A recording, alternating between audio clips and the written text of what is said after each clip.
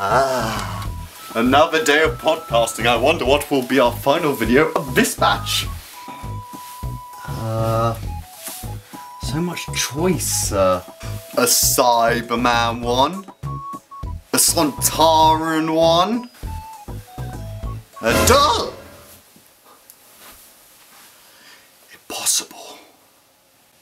Why you? I thought we left that cringe on the old channel. What are you doing here? I have always been waiting to return. Watching every podcast and waiting to exterminate this channel with my cringe. Well, this is a revelation. Looking to review one of your stories, will you leave us alone? I'll be back. Emergency temporal shift.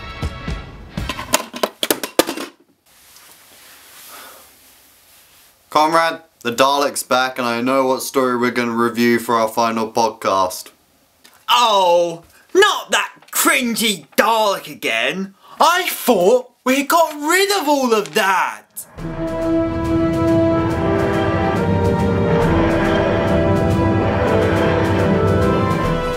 You will review or be exterminated. Exterminate. Exterminate.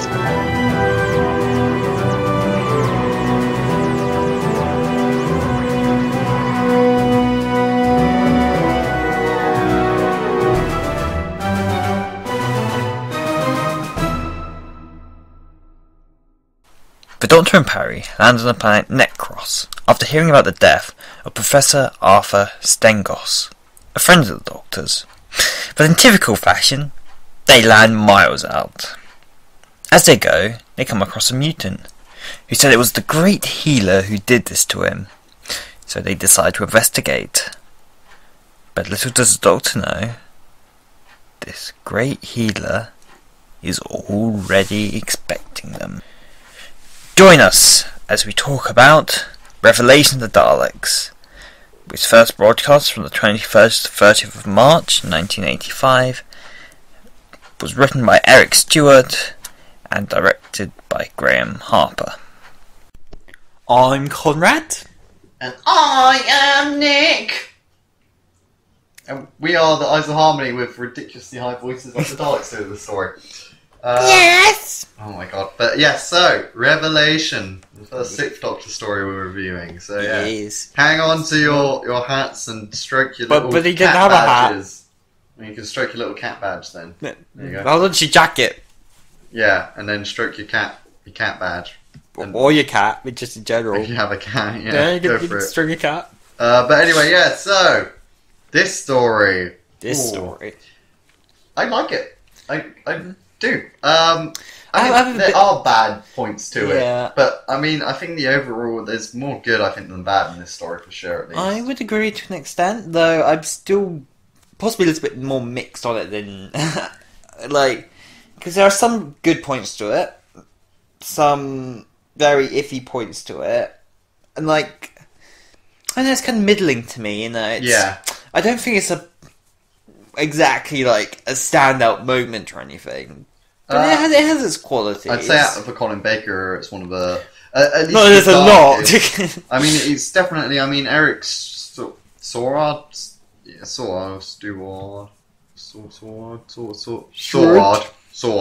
Yeah. I mean, he's written a really good dark piece of Doctor here. It's different to the Gothic era of the Tom Baker era where they had quite dark stories. It's a different kind of dark. This one. I mean, it's set in like a kind of morgue where dead people are kind of resting, waiting to be rewoken, which was quite a new thing. That was what was coming up back in the 80s, cryogenically frozen kind of stuff. It was all the rage of we can do this now and wake up, in 1,000 years time. And, it's expensive though.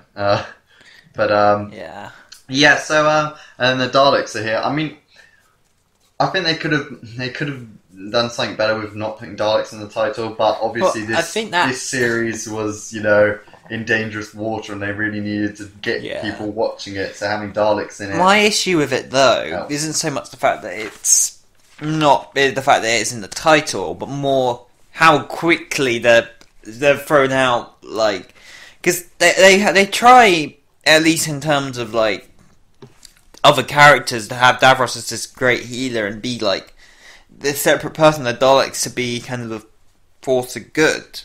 The thing is that from the very first moment we see Davros, we as the audience are very clearly shown that he's evil. Yeah. Not that was going to be a great surprise or anything, but you know, it might have led to an interesting kind of dilemma if the Doctor had if the Doctor was, of course, going against Davros, and then like everybody around there was kind of more in defence because he was the great healer, but at the same time, you know, Most definitely. I mean, they did a really weird edit, but we'll get to that. So the TARDIS lands on Necros, and basically Perry comes out talking about burgers or something. Throws food in the it's very quiet. You can't really quite make out what she's saying initially, and then I think it's kind of purposely. She's just moaning to herself, and then the Doctor comes out with the cloak, which was a really good idea because I know it kind of covered up the costume, a bit, which helped. It was a bit more, and then the hand comes out the water and grabs the food, which really, they did the mutant guy really quite scary. Really, he was actually pretty creepy. I mean, but he was only in it for. I know, but it's like when he appeared in like the forest area, it's like he is quite disgusting, really, and quite vile. Yeah, when you see him, and they did that quite well. It kind of harkened back kind of to because it was mentioned, of course, that it was one of the Great Healer's experiments and stuff. Yeah. Very much harkens back to Genesis. Yeah, with the kind of like all of his experiments there. Yeah. So then Perry manages to kill him with a stick. No idea why. I quite like when the Doctor tries to hypnotize him with the watch. I mean, that's a lot like in the Peladon stories where the Third Doctor uses kind of a device to make the monster of Peladon. I can't remember its name now. It's on the tip of my tongue. It begins with M or so. Makes him basically calm down and everything. So I think that's kind of a part back to that one. Possibly, but generally just kind of makes sense with the character. But yeah, and it is. Yeah, I know. I like Colin Baker's Doctor. I mean, he definitely he fits the kind of the style that he does. A bit kind of harsh, bit kind of I like it. I do like, because the thing is why does everybody want the Doctor to always be the same? I kind of like the rough around the edges kind of thing. I mean, the problem with is Capaldi's become, I would say, a bit too childish in some ways in the new series. I'd say he was a lot more harsh in the first one. I remember he was a lot more insulting, like in Into the Dalek. He's like, "Oh, she cares, so I don't have to." It was lines like that which were really quite good. But he never did a slow kind of fade. Like Colin Baker started.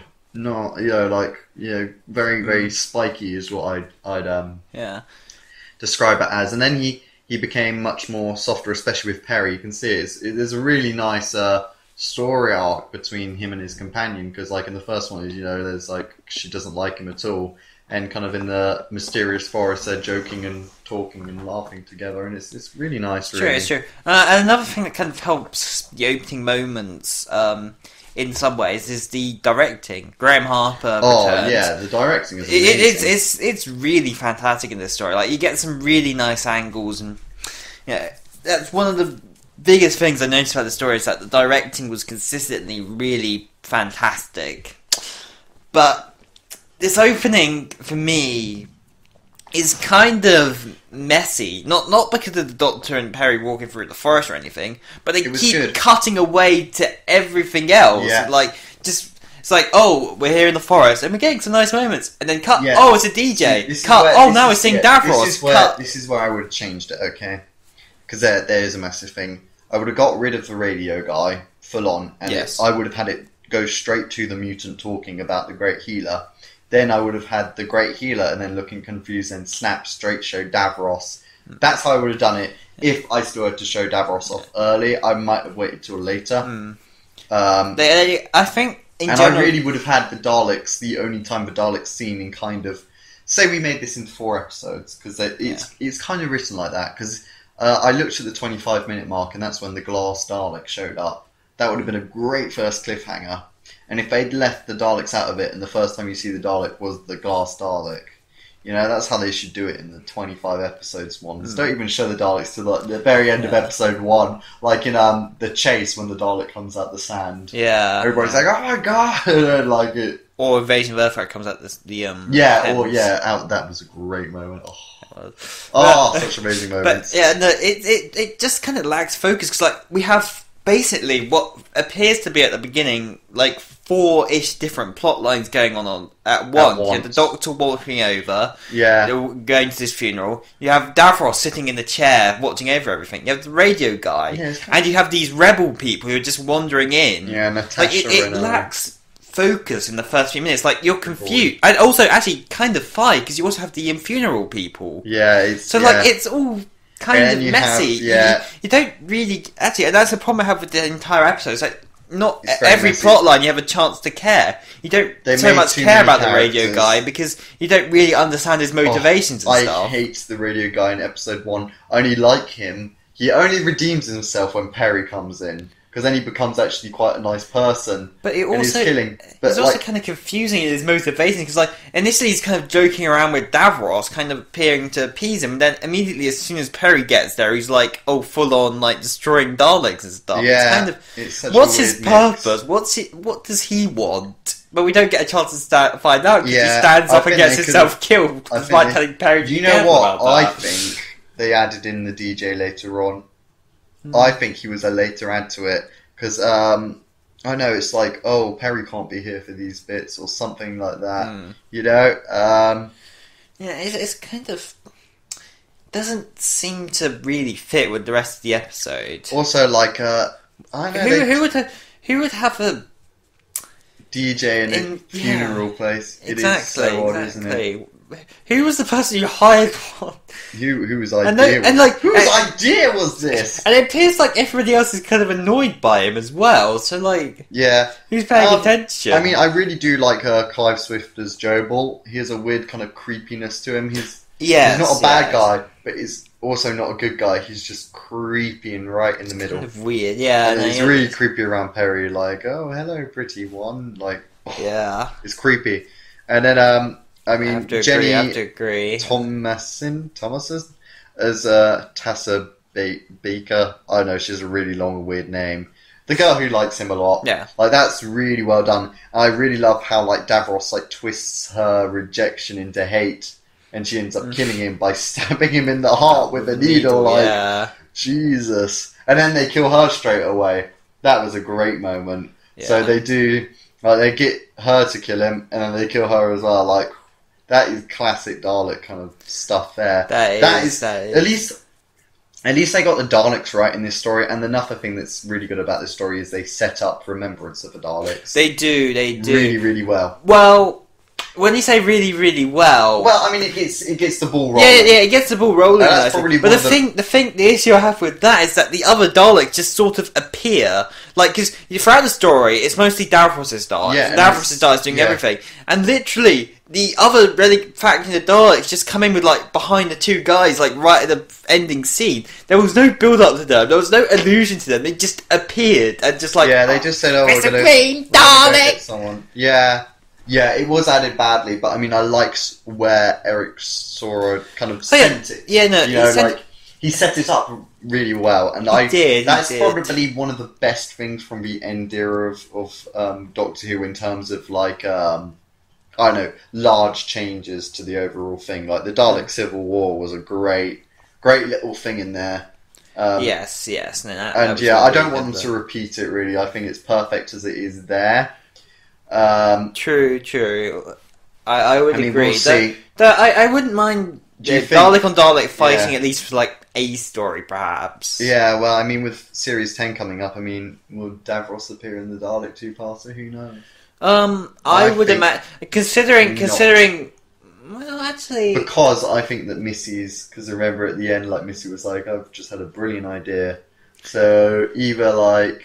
It's just going to be Daleks and Missy, but I think if they add with the Mavelians coming back, I think that would there be not enough time given to Davros? Because I think unless they do it like in Remembrance, where Davros was right at the end, that was a great reveal when the Emperor turned out to be Davros. But we didn't talk about Remembrance so much. But yeah, no, yeah. So I mean, going back, it's kind of interesting, but it's kind of also lacking focus, and also the death of this. Actually, another thing, because they mentioned they totally that forget the funeral. That they do. Yeah. Like, because I mean, I guess as a way of luring him in, but did the guy actually die? And if so, where is he actually being buried? And what's happening about that? Because so I guess we should kind of just follow different, because there's so many. I think we should just follow the characters and then just go through the story with them. So I mean, let's just go with Natasha and Grigory, the two people trying to break in to find her dad. Now I quite like that. I think if we were going to cut characters, I'd cut the radio guy first, and I think then there would be enough time to have all the other characters. Yeah, because I do like the assassin. And where he comes I in. really do like. And that was a really good thing. And then obviously you needed Kara, and then the other guy, the guy who was with her. I think it's no, it's not Vogel. It's like Little. I can't remember his name. Yeah. The guy who's next to her. Yeah. Who's like, that is basically the classic version of Cassandra and Chip from New Earth.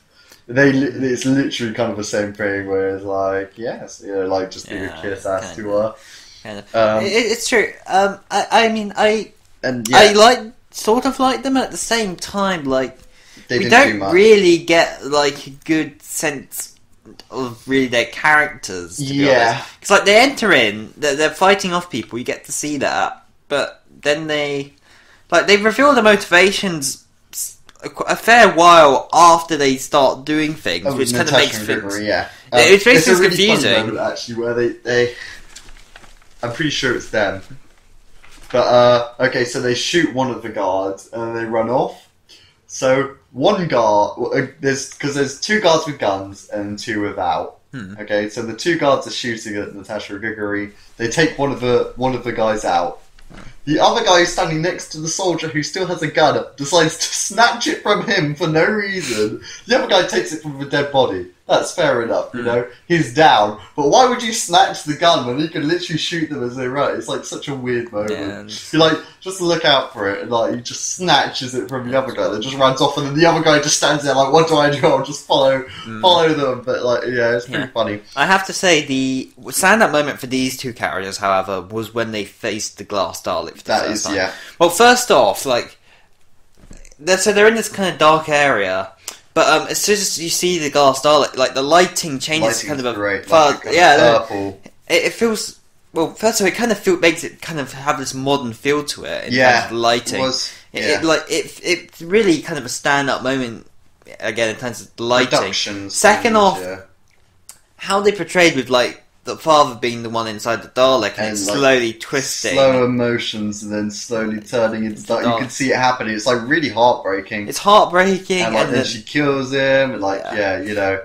It's and actually, dark. It really is quite dark. And it was a really wonderfully shot moment. That is one of the stand-up moments of this entire episode. That's when I think either they should have cut it when they saw the Dalek and she went, "That's my dad," then credits is, you know, if they were doing it in 25 minutes and they start it off and it starts with that powerful moment, that would have been a great way to finish episode 1 and a great way to start episode 2. It's true. And I kind of, in some ways I wish they had, you know, but they were doing the 45-minute format, which in some ways I think really did benefit that series because they could really kind of, like, people wouldn't forget and they could really kind of get some solid stuff across. But also sometimes in Classic Who, obviously stuff moved a lot slower and it wasn't as, technically as efficient as nowadays. So they don't have all the CGI, which is all impressive. You know, it's all very much more set on acting standards.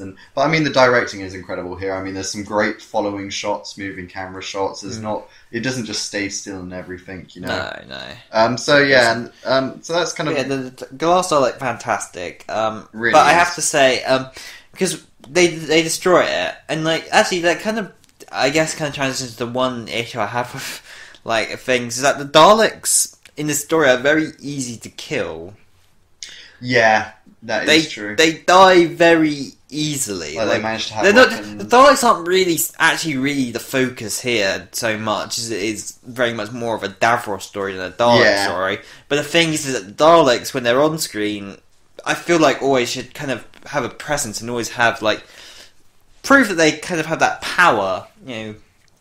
And they kill people, but they're also killed a lot. Yeah. But yeah, so that's kind of those two in the first episode. I mean, for the first like 25 minutes, and then they're captured. But we find then let's move on to Kara. Let's do like the first half of an episode. So then the Kara and her, she owns a food thing, and then like basically Davros is draining her dry. Oh yeah, money, and then that makes sense because when the Doctor sees the memorial of himself. Like then it's like, oh, it would have cost a lot. There was just obviously Davros using Kara's money to do that. So then she gets the mercenaries, Orkney, and I have to say, actually, for the first moment with them talking to Davros. I think we'll talk a bit more about Davros in a minute. So charming, it's weird. Yeah, that. I prefer to accept your money. He has like a weird cheek to him, and it's like, yeah. No, I really like that scene from the perspective of Davros, at least. I think we'll talk about Davros a bit more in a minute when we talk about more. But I really did like that moment with Davros. That is a really lovely moment. Wonderful. And and then Orkney and his Squire Bostock. Oh, I really they disappear for a long while and then they reappear. But I really do like them, and because he's like when you see mercenaries, you expect like kind of a hardened brute or something, or a bit more, you know.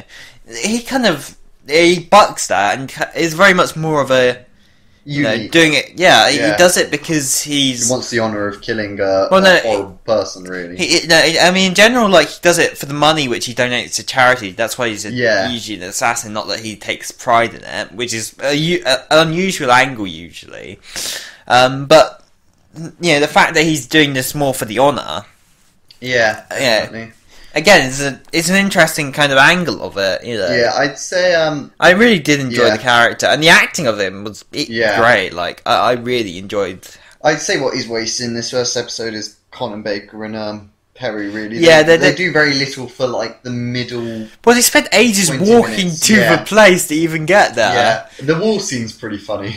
Yeah, like every scene that they're in is really good, but there's just not really much of them. I'd have to say the wall was a bit confusing because like I didn't initially figure out what had actually broken until he pulls out the pocket watch. Yeah, that is weird. The way it cuts, like he just goes, "Oh no! Oh, sorry, I wouldn't break it for the world." And it's like we don't know. I thought it was like the cloak that she'd ruined. But it looks like it ripped it.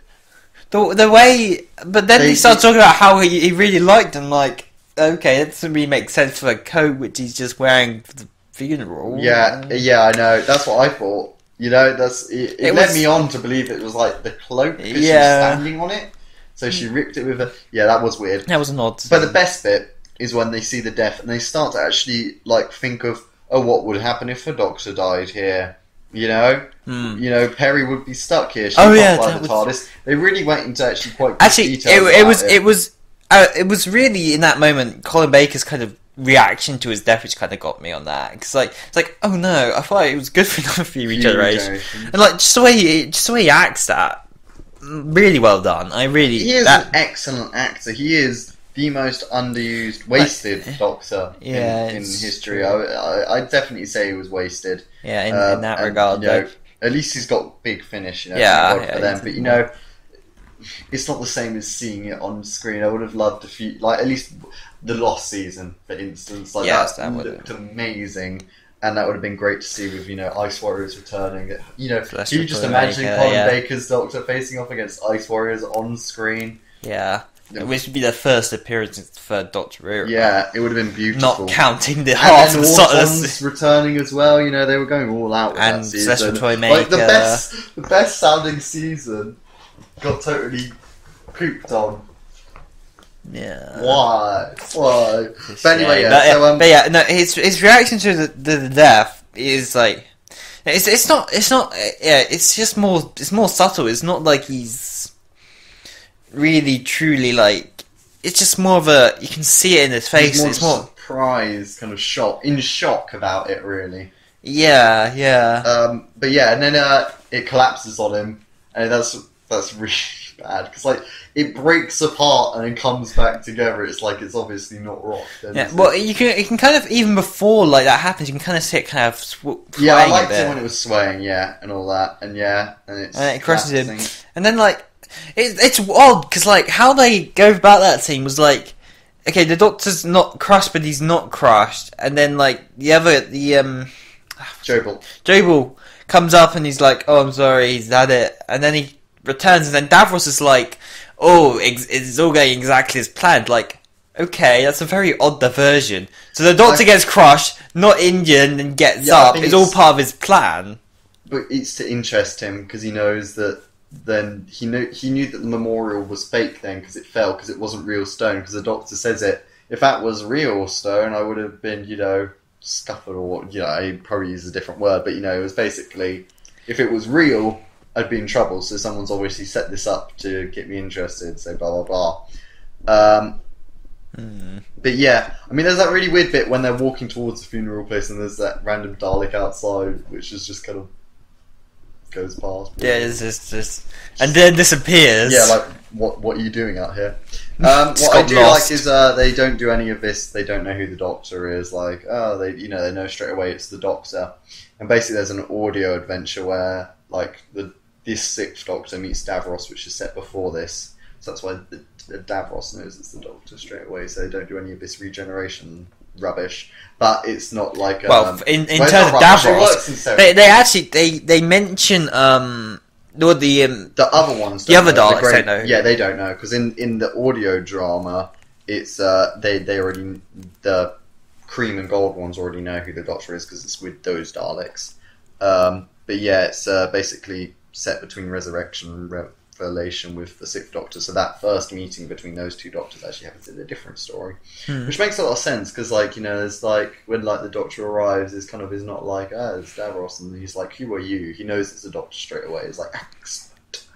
And Terry Malloy is great. Oh yeah, no, he's great as Davros. He really is. I think I don't know whether I consider him my second or third favourite because they've all been really good. I'd say it's on par with Julian Bleach. Yes, that's what I was thinking of. It's just the original Davros. Yeah, you can't be the original. Yeah, because they're all based off that performance. They are. But Julian Bleach and Terry Malloy play it basically, excellently. I mean, it's definitely. And I mean, even the one in Destiny wasn't too bad. It wasn't too bad. It was more the production standards where you could see that the mask was too large for that face. Yeah, it wasn't designed for him. And you can see him running in the chair, moving his legs and his body shaking. I'd say all the movements that Terry Malloy does in the chair in this one were pretty smooth. You couldn't see him moving his legs. It was kind of interesting to initially just have it be his head just turning. I was like, oh, has he lost his body then? I do love that twist that it's just a decoy and then it's just there. And when you first see him, he's actually supposed to be levitating. That's why he moves so quickly when they fire. I didn't get that sense. Yeah. See, there's 3 points where the Dalek's actually levitating. One is when that's Davros is first seen in his chair. He's supposed to be levitating there. 2, you see it, but the problem is they added it green screen and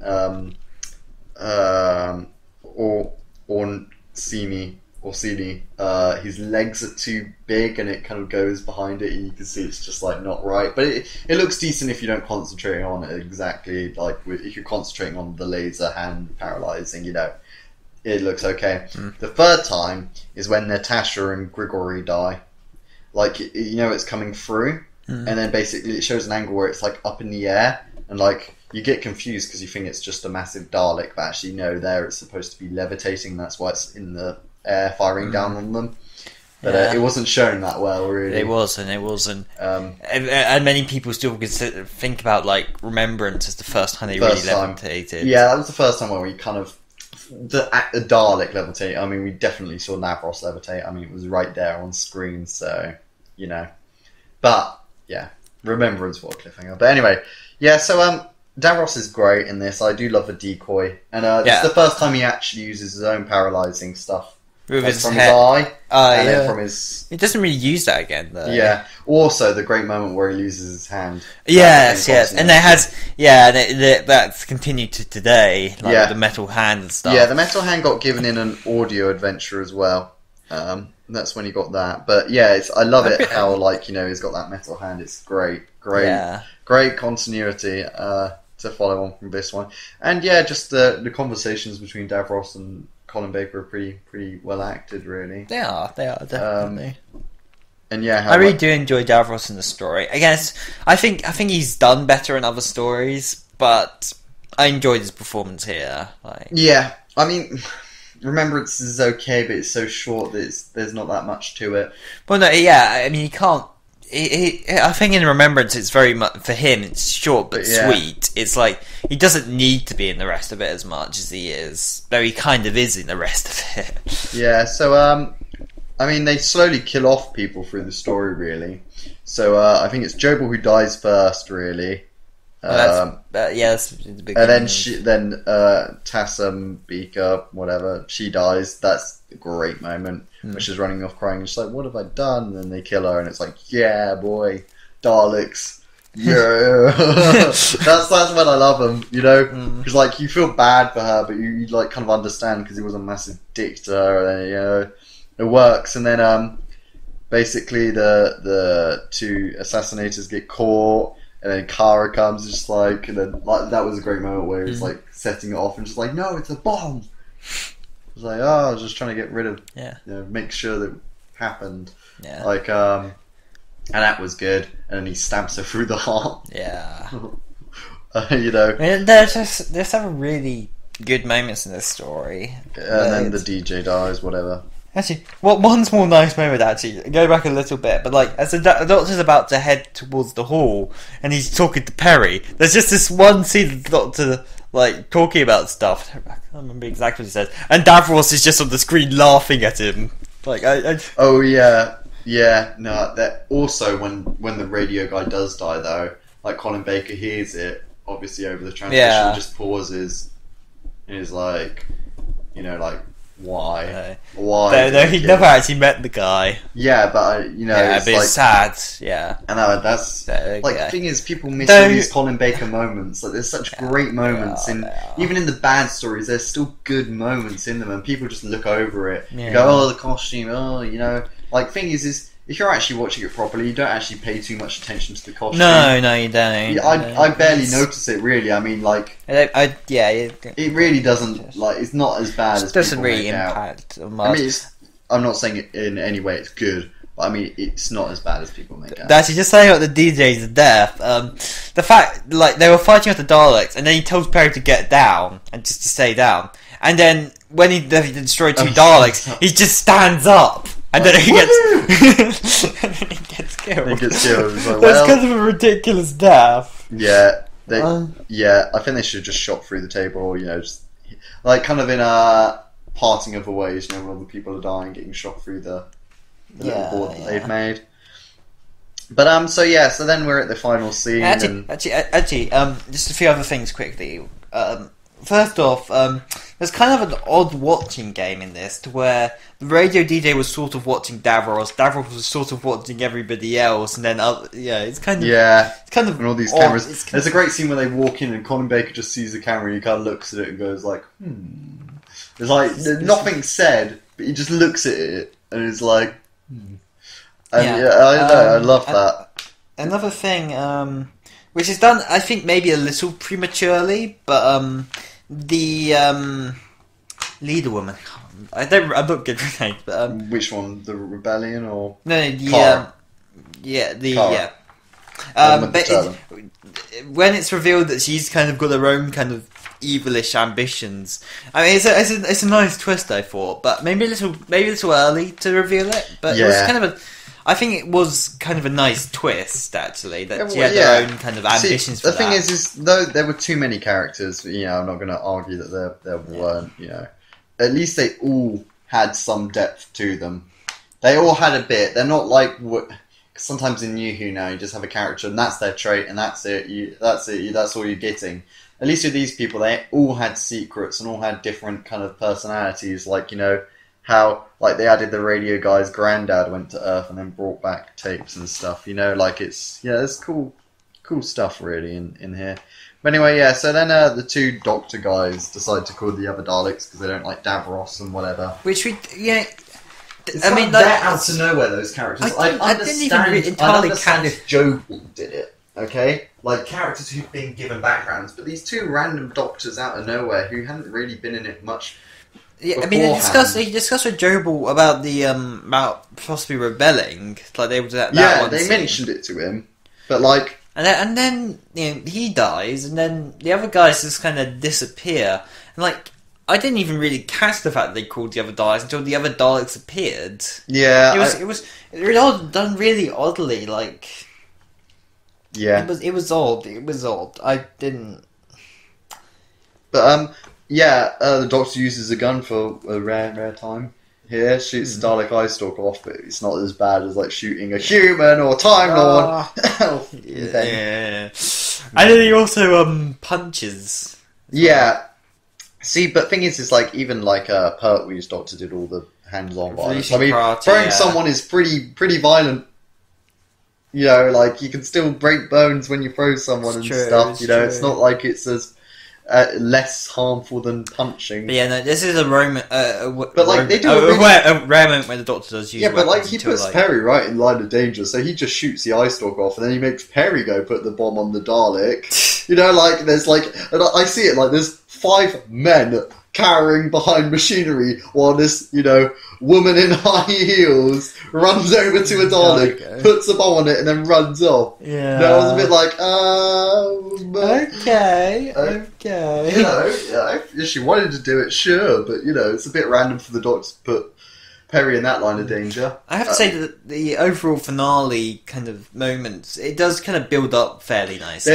Like things kind of like a series finale. Things come together, like because of course you have all kinds of these random, seemingly disconnected plots do slowly start to come together and make more sense. Like it all comes to that one room where Davros is in. It all comes together, like you can actually see it physically. And things which didn't make sense about characters and stuff slowly start to become more clear. Yeah. I still think it's kind of an issue that the fact that there was some kind of easily explained things just held back for seemingly no reason till the end, but it does kind of help to build things up nicely. You know, everyone ends up in Davros's room and. Yeah.